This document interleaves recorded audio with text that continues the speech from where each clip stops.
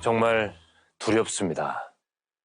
신림역 살인사건, 서현역 살인사건의 충격이 채 가시기도 전에 전국 곳곳에서는 하루에도 수십 건씩 살인을 예고하는 글들이 올라오고 있습니다.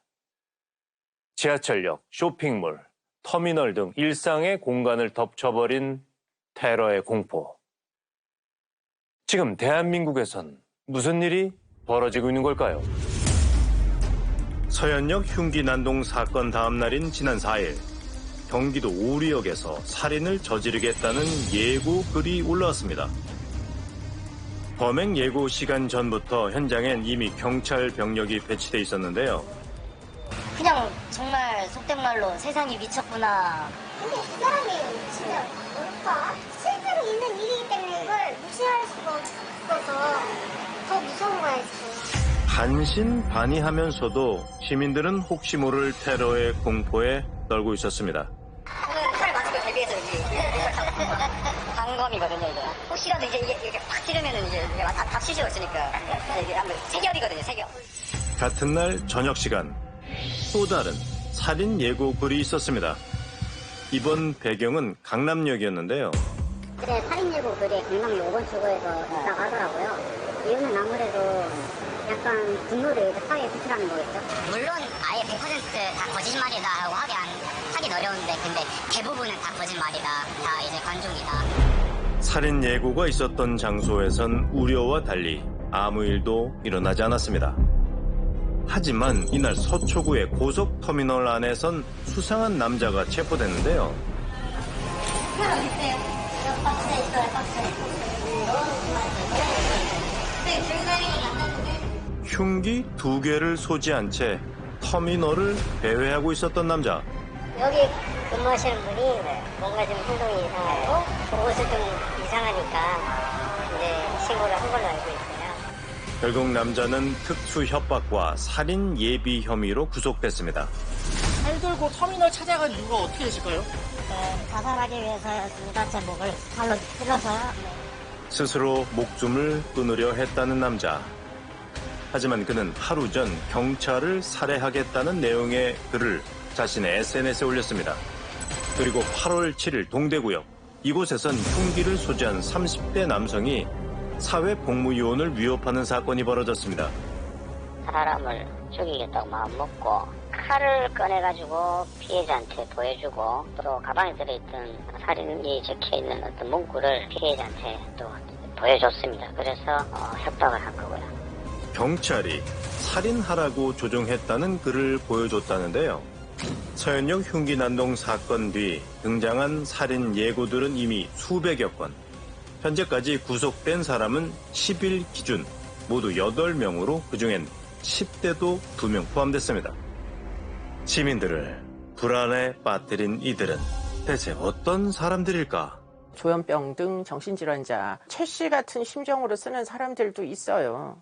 또는 사회에 무리를 빚겠다 그런 의도로 쓰는 사람들도 있을 거고. 근데 제일 많은 비율을 차지하는 사람들이 나의 존재감을 알리기 위해서 장난으로 별다른 생각 없이 올린 사람들이 꽤 많이 있다는 거예요. 다양한 형태의 사회적인 부적응자도 있을 수 있고 또 사회적인 반감을 가지고 있는 사람도 있어요. 지금 사실은 더 중요한 건 알지 못하는 공포를 퍼뜨리는 확산의 문제인 거거든요. 자, 일본의 경우에는 우리와 그 서현역 사건과 유사한 개념으로 도리마 범죄라는 것이 있습니다. 지난 2008년 일본 도쿄에선 온라인 커뮤니티에 살인 예고 글을 올린 한 20대 남자가 화물차로 행인을 들이받고 흉기를 휘두르는 사건이 벌어집니다. 이후 한 달 동안 100여 건의 유사 범죄 예고가 이어졌고 33명이 검거됐는데요. 이 일로 법무성에선 범인들의 특성을 분석하게 됩니다. 근데 일본은 조금 일찍 이런 부분들이 사회적인 문제가 될 수 있다라고 하는 점에서 인식을 하고 있었고, 우리 같은 경우는 이제까지는 그냥 개인의 일탈이라고 봤어요. 근데 이번 이 사건으로 개인의 일탈의 문제가 아니라 사회적인 문제가 될 수 있다는 점을 우리 사회가 심각하게 인식하고, 이런 케이스들이 이제 앞으로 우리 사회에서 조금 더 이렇게 수집되고 분류되고 그리고 관찰될 필요는 분명히 있는 거죠. 정신질환 진단을 받은 뒤 9평 남짓한 방에 혼자 살고 있었던 최원정. 계세요. 혹시 옆집 사람 혹시 거기가 힘들어요. 저는 할 저거 없어. 얼굴을 마주 봐야 되는데. 좀 보신 적도 없으세요? 사람이 사는 분만 알고 한 번씩 문을 살짝 열어놓으시고 그러니까 2019년 정도에 동네에서 한번 마주친 적이 있어요. 목은 턱 쪽으로 완전히 당겨서 땅을 보고 있었고 어깨는 엄청 움츠러들어 있었고 그렇게 걷고 있었는데 정말 그 정상적인 사람의 자세가 아니었어요. 엄청 움츠러들어 있는. 그는 수년 동안 가족을 제외한 다른 사람들과 거의 교류하지 않았다고 하는데요.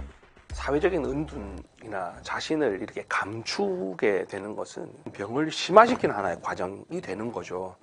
병을 심화시킨다라고 하는 것은 그 사람이 가지는 그런 내면의 폭력성이 어떤 방식으로 어떻게 나올지 모른다라는 건데 관리되지 못하는 사람이 또 어딘가 있지 않을까? 그건 우리 사회가 어떻게 막아내냐는 거예요. 또 그런 케이스가 발생할 가능성이 없는 건지를 면밀히 추적하는 그런 필요성들이 존재하게 되는 거죠. 지난 4일 수사기관은 시민들의 안전을 위협하는 묻지마 범죄와 살인 예고에 대해 강력 대응하겠다는 입장을 밝혔습니다. 무고한 시민들을 향한 흉악 범죄는 사실상 테러 행위입니다. 국민 불안이 해소될 때까지 특별 치안 활동을 선포합니다. 어쩌면 평범하지만 행복한 여름밤이 될 수도 있었습니다. 사고로 숨진 64살의 이희남 씨는 그날 남편의 손을 꼭 잡고 저녁 식사를 하러 가던 길이었는데요. 집사람하고 손잡고 걸어가는데 갑자기 내 뒤에서 모닝이 지나가는 거예요. 그리고 집사람이 벌써 쓰러져가지고 의식이 없는 거예요. 방금 같이 가는 집사람이 의식이 없고 쓰러져가지고 피가 흐르고 있으니 그때의 심정. 대학교 1학년 때 만난 제 첫사랑입니다. 지금 이때까지 참 행복하게 알콩달콩 즐겁게 살았는데. 사고로 뇌사에 빠진 20대 학생은 아르바이트를 하던 중이었습니다. 그 동생이 이제 올해 대학을 갔어요. 그래서 이제 보조교사처럼 아르바이트를 계속 했던 거죠. 선생님 일을 한 건데 그냥 걔는 학원에 있다가 커피를 사야지 그냥 나오자마자 바로 차에 치였던 거죠. 순식간에 평범한 일상을 잃어버린 사람들. 기막힌 일은 이뿐만이 아닙니다. 그냥 단순 교통사고도 아니고 정말 테러와 맞먹는 말이 안 되는 상황인데 가해자 차량에 책임보험밖에 없어요. 그래서 1,500만 원까지 지급을 해줄 수 있다고 얘기가 됐더라고요. 근데 지금 병원비가 6일자에 1,350만 원 정도가 나왔어요. 근데 저희는 이제 아기를 생명 유지를 더 하고 싶잖아요. 진짜 당장이라도 일어날 것 같은데 애를 어떻게 포기해. 자기 가족을. 어느 사람이 자기 가족을 포기할 수가 있겠어요. 그냥 일상. 학원 가서 일하고 가족들은 각자 삶을 살고 있고 다 사라졌어. 다 사라졌어요. 하루하루가 무섭습니다. 총총히 걸음을 옮겼던 출퇴근길이 반가운 약속 장소로 향하던 길이 공포가 됐습니다. 초유의 묻지마 범죄 시대는 어쩌다 찾아왔을까? 평온했던 삶이 너무 그립습니다. 불안이 끝날 그날이 무척 간절합니다.